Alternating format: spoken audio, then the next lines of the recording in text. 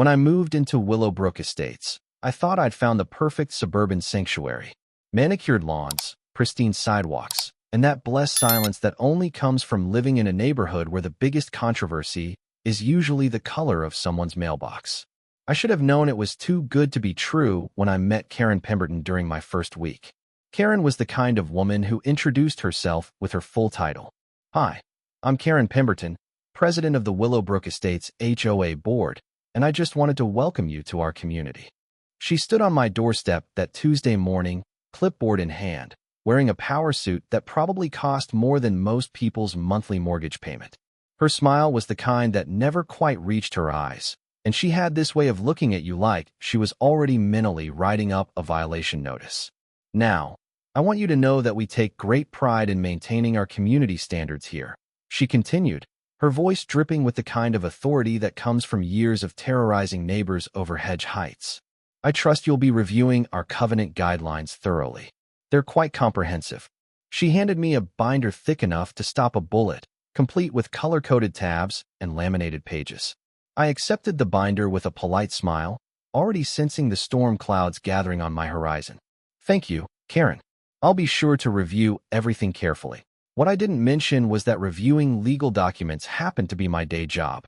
As a corporate attorney specializing in contract law, I'd spent the last 15 years dissecting agreements far more complex than any HOA covenant.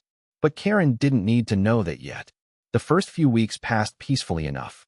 I familiarized myself with the neighborhood rhythms, the early morning joggers, the dog walkers, the mysterious Mrs. Henderson who seemed to water her roses at all hours of the day. My lawn care routine was simple and effective: professional service every other week, regular watering, and the kind of attention to detail that comes from actually caring about your property. Then came the first notice. I found it tucked under my windshield wiper on a Thursday morning, printed on official HOA letterhead with Karen's signature prominently displayed at the bottom. "Dear resident," it began, "it has come to our attention that your lawn maintenance may not be in full compliance with community standards as outlined in Section 4.7 of the Willowbrook Estates Covenant Guidelines." I walked to my front yard and stared at my lawn, genuinely puzzled. The grass was green, evenly cut, and properly edged. I'd seen yards in far worse condition throughout the neighborhood, including Karen's own property, where weeds had begun sprouting between her decorative stones. But apparently, my grass was somehow offensive to the HOA standards. The violation cited was delightfully vague: insufficient attention to aesthetic uniformity. No specific measurements, no clear description of what needed to be corrected, just Karen's personal opinion wrapped in official language. I made a mental note to review Section 4.7 more carefully, though I suspected I'd find the same deliberately ambiguous wording designed to give the HOA maximum flexibility in enforcement. Over the next month, the notices multiplied like rabbits. My mailbox was apparently 2 inches too close to the sidewalk. My garden gnome, a whimsical addition I'd thought was perfectly harmless, was deemed inappropriately decorative for the community aesthetic. My choice to park my car in my own driveway instead of the garage was labeled as excessive street-facing vehicle storage. Each notice was more creative than the last, and each one bore Karen's increasingly elaborate signature. I began to suspect I was being specifically targeted when I noticed that similar violations throughout the neighborhood went completely unaddressed. The house 3 doors down had been sporting a broken mailbox for weeks, tilting at a 45-degree angle, like it was perpetually bowing to passing traffic. Mrs. Patterson's decorative flamingo collection had grown to encompass most of her front yard, turning it into a pink plastic paradise that would make Las Vegas jealous. Yet somehow, only my minor infractions seemed worthy of official HOA attention. The breaking point came on a Tuesday afternoon when I returned from work to find Karen standing in my front yard, measuring tape in hand, documenting what appeared to be the precise height of my grass blades. She had her phone out, taking photographs from multiple angles like she was conducting a crime scene investigation. "Karen," I called out as I approached, keeping my voice level and professional, "is there something I can help you with?" She startled slightly, clearly not expecting to be caught in the act of her amateur surveillance operation. "Oh, hello there," she replied, her voice taking on that artificially sweet tone that people use when they're about to deliver bad news. "I was just conducting a routine compliance check." We've received some complaints about your lawn maintenance, and I wanted to document the current state for our records. I looked around the neighborhood, noting the conspicuous absence of any neighbors who might have lodged such complaints. What kind of complaints, specifically? I asked, pulling out my phone to take a few photographs of my own. If Karen wanted to play documentation games, I was more than happy to participate. Well, she huffed, clearly annoyed by my questions. Some residents have expressed concerns about the uniformity of your grass height compared to community standards. She gestured vaguely at my lawn, which looked identical to every other well-maintained yard on the street. I see, I replied, making a show of looking around at the neighboring properties. And what exactly is the community standard for grass height? I don't recall seeing specific measurements in the covenant guidelines. This was true. I'd read through every page of that binder, and the landscaping requirements were deliberately vague to give the HOA maximum discretionary power. Karen's smile tightened into something that resembled a grimace.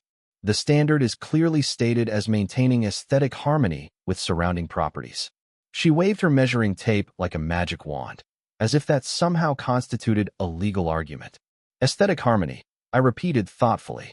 That's interesting language. Very subjective. I'm curious about the enforcement methodology for such subjective standards. I was slipping into lawyer mode now, and Karen seemed to sense the shift in dynamics. Look, she said, abandoning her pretense of friendliness. The bottom line is that your lawn doesn't meet our standards, and you need to address it immediately. Otherwise, we'll have no choice but to pursue enforcement action. She said the words, enforcement action, with the kind of relish usually reserved for describing chocolate cake. That evening, I did something I probably should have done weeks earlier.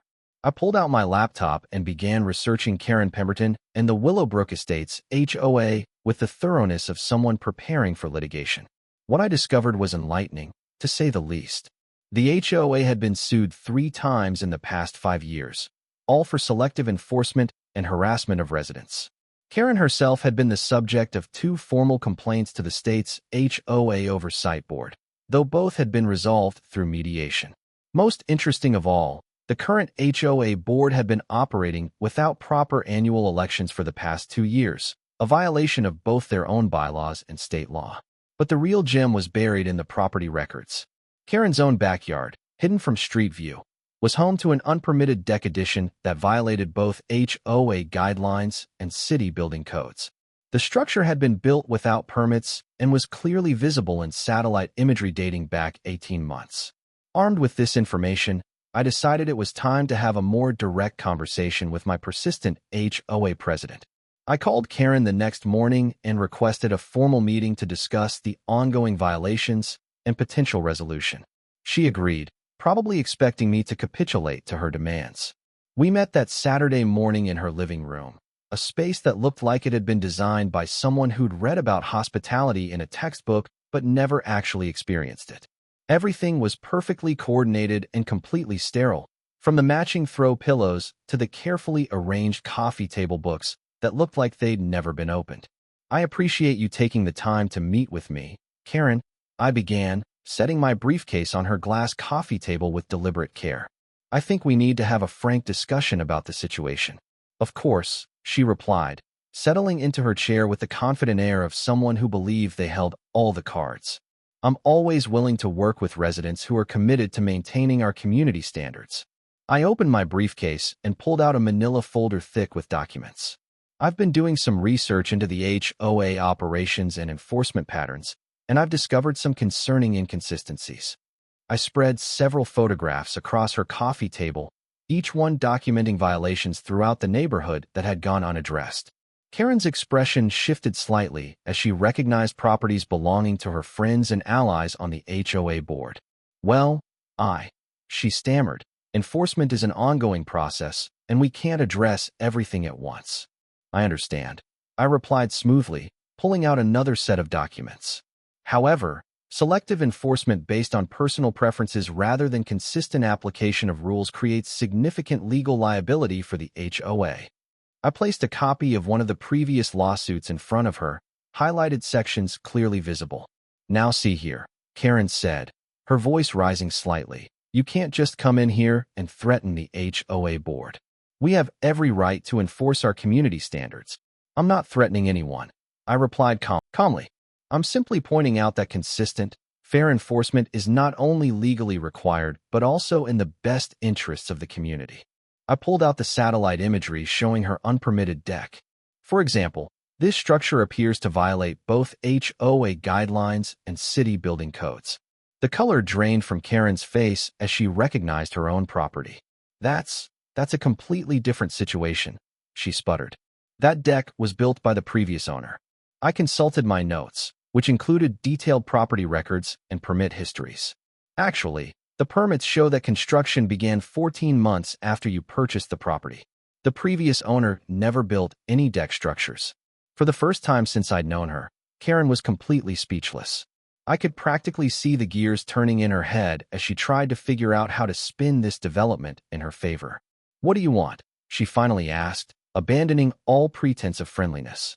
I want fair and consistent enforcement of HOA rules, I replied. No more selective targeting, no more harassment over subjective aesthetic judgments, and proper compliance with state laws regarding HOA governance. I slid another document across the table. Speaking of which, you might want to review the requirements for annual board elections. You're currently about 18 months overdue. The meeting ended with Karen promising to review the situation and consider my concerns. I left feeling cautiously optimistic that perhaps we'd reached an understanding. I should have known better. The next week brought a flurry of activity that would have impressed a military logistics coordinator. Karen had clearly decided that if subtle harassment wasn't working, she'd escalate to more direct methods. I received daily violation notices for increasingly ridiculous infractions. My doormat was improperly positioned. My newspaper delivery created unsightly clutter, and my choice to receive mail delivery was somehow inconsistent with community aesthetics. But Karen's masterpiece came on a Friday afternoon when I returned home to find a formal notice of hearing taped to my front door. The HOA board was calling a special meeting to discuss my pattern of violations and noncompliance with community standards. The hearing was scheduled for the following Wednesday evening, with Karen listed as the primary presenter of evidence. I spent the weekend preparing for what I knew would be Karen's attempt at a public humiliation. She'd invited the entire neighborhood, no doubt expecting to make an example of the troublesome new resident who dared to question her authority. What she didn't expect was that I'd been preparing for this kind of confrontation my entire professional career. The community center was packed on Wednesday night, with nearly 50 residents filling the folding chairs arranged in neat rows. Karen sat at the front table with two other board members, a stack of folders and photographs arranged before her like evidence in a murder trial. She'd even invested in a small gavel, which she used with theatrical enthusiasm to call the meeting to order. We're here tonight to address a serious matter of community compliance, Karen announced, her voice carrying the weight of someone delivering a State of the Union address. One of our residents has consistently violated multiple HOA guidelines and has shown a disturbing pattern of disrespect for our community standards. She proceeded to present her case with the dedication of a prosecutor seeking the death penalty. Each of my alleged violations was displayed on poster boards, complete with measurements, photographs, and what appeared to be witness statements from neighbors I'd never actually spoken to. It was an impressive performance, combining legal theater with small-town drama in a way that would have been entertaining if it wasn't so clearly designed to destroy my reputation. When Karen finally finished her presentation, she looked around the room with the satisfied expression of someone who'd just delivered a knockout punch. I think the evidence speaks for itself, she concluded. This kind of flagrant disregard for our community cannot be tolerated. I stood up slowly, carrying my own briefcase to the front of the room. Thank you for that comprehensive presentation, Karen. I'd like to respond, if I may. The room fell silent as I set up my own display materials. Ladies and gentlemen, my name is David Morrison, and I'm an attorney specializing in corporate law and contract disputes. A few murmurs rippled through the crowd at this revelation. I'd like to address not only the specific allegations made tonight, but also some broader concerns about HOA governance and legal compliance. I began with Karen's evidence, systematically dismantling each violation with precise measurements, legal precedents, and photographic evidence of identical conditions throughout the neighborhood that had never been addressed. The inappropriate garden gnome was compared to Mrs. Patterson's flamingo collection. The excessive Vehicle storage was contrasted with 3 other residents who regularly parked multiple cars in their driveways. But the real bombshell came when I addressed the HOA's legal standing. I've discovered that this board has been operating without proper elections for the past 2 years, in direct violation of both HOA bylaws and state law. I displayed copies of the relevant statutes, highlighted and annotated. Additionally, the selective enforcement pattern documented here could constitute harassment and discrimination under state fair housing laws. The room erupted in whispers and side conversations as residents began to realize the implications of what I was saying. Karen's face had gone pale, but she tried to maintain her composure. Furthermore, I continued, I've documented several instances where board members themselves are in violation of the same rules being selectively enforced against other residents. I displayed the satellite imagery of Karen's unpermitted deck, along with building code violations at 2 other board members' properties. Karen shot to her feet, her carefully maintained composure finally cracking. This is outrageous. You can't just come in here and attack the board with these technicalities. These aren't technicalities, Karen, I replied calmly. These are laws, and the consequences for violating them can be quite serious. I pulled out my final document, a formal complaint I'd prepared for submission to the state HOA Oversight Board. Selective enforcement, harassment, and operating without proper elections can result in significant fines, legal liability, and removal of board members. The room fell completely silent as the implications sank in. Karen looked around desperately, searching for support from her fellow board members, but found only worried faces and uncomfortable shifting. "You can't do this," she whispered, her voice barely audible. "Actually, I can," I replied. "And I will, unless we can reach a reasonable resolution tonight." I looked around the room at the assembled neighbors. "I'd like to propose new HOA elections, consistent enforcement of rules for all residents, and an end to harassment-based violations." The vote was overwhelmingly in favor of my proposals. Even Karen's closest allies on the board recognized that fighting a legal battle they couldn't win was not in anyone's best interests. The meeting ended with a motion to hold emergency elections within 30 days and a formal reprimand of the current board for their governance failures. But Karen wasn't finished. As residents filed out of the community center, she cornered me near the parking lot, her face flushed with anger and humiliation. "You think you're so smart," she hissed, jabbing her finger at my chest. "But I know people in this town.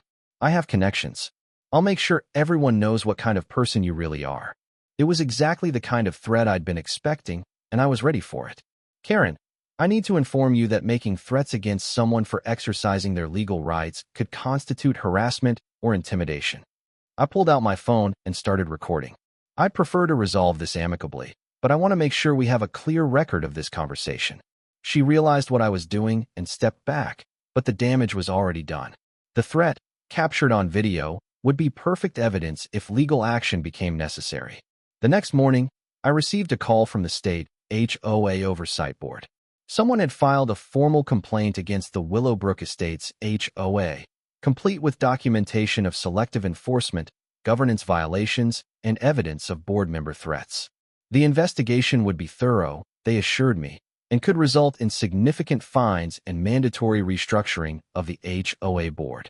I hung up the phone with a smile, wondering who could have possibly filed such a comprehensive complaint. It certainly wasn't me. I'd been far too busy preparing for a normal day at the office. Karen's downfall came swift and decisive. The state investigation found multiple violations of HOA law, including the illegal operation without proper elections and a pattern of selective enforcement that bordered on harassment. The board was immediately dissolved, with new elections mandated within 60 days. But the real blow came when the state imposed a $15,000 fine on the HOA for governance violations, with individual board members held personally liable for their share. Karen's portion came to $5,000, due immediately, with additional penalties if not paid within 30 days. When the certified letter arrived at her door that Tuesday morning, Karen's reaction was everything I could have hoped for. Her face went completely white as she read the fine amount, and she actually stumbled backward against her doorframe. $5,000, she whispered, staring at the official state letterhead like it might spontaneously combust. "This can't be happening.